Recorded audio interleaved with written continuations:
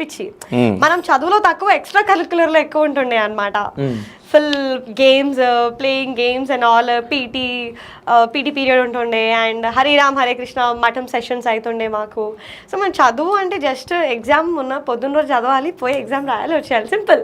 నేను చదువు మీద ఎక్కువ టైం ఇన్వెస్ట్ చేయలేదు. But at luckily I'm a very bright student. I use to score very good అనమాట. అండ్ యా, కమింగ్ టు ఏం మాట్లాడుతున్నాం, అదే ఇంగ్లీష్ ఎట్లా, తెలుగు ఎట్లా నేర్చుకున్నావు అని. తెలుగు. సో అట్లా డబ్బల్ పాయింట్ నడుస్తుంది. ఓకే. సో ఒకరోజు మా November 14 children's day. So excitement ఉంటుంది, పర్ఫామ్ చేయాలి మనం స్కూల్లో టాప్ అయిపోవాలన్న ఫీలింగ్ ఆ ఏజ్లో ఇట్స్ లైక్ సార్టెడ్. అయితే ఒక సాంగ్కి the song మధుర మధుర తర మీనాక్షి అర్జున్ మూవీ కామాక్షి, ఈ సాంగ్ కి నేను కొరియోగ్రఫీ చేసిన. ఓకే. 7th క్లాస్ సాంగ్ వాడినా? Choreography, dance. I was a part of a dance. So నేనే లీడర్, నేనే టీమ్ సెట్ చేసుకున్నా, నేను ఆ సాంగ్ కొరియోగ్రఫీ చేసిన.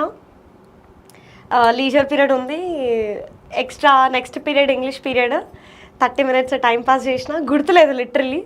క్లాస్లోకి వెళ్ళిన తర్వాత ఉషా టీచర్, నాకు పేరు ఇంకా గుర్తుంది, ఉషా టీచర్ వచ్చింది, హాట్ అని వీకింది చెంప మీద. ఎందుకు? పీరియడ్ మిస్ అయినా కదా, క్లాస్ పీరియడ్.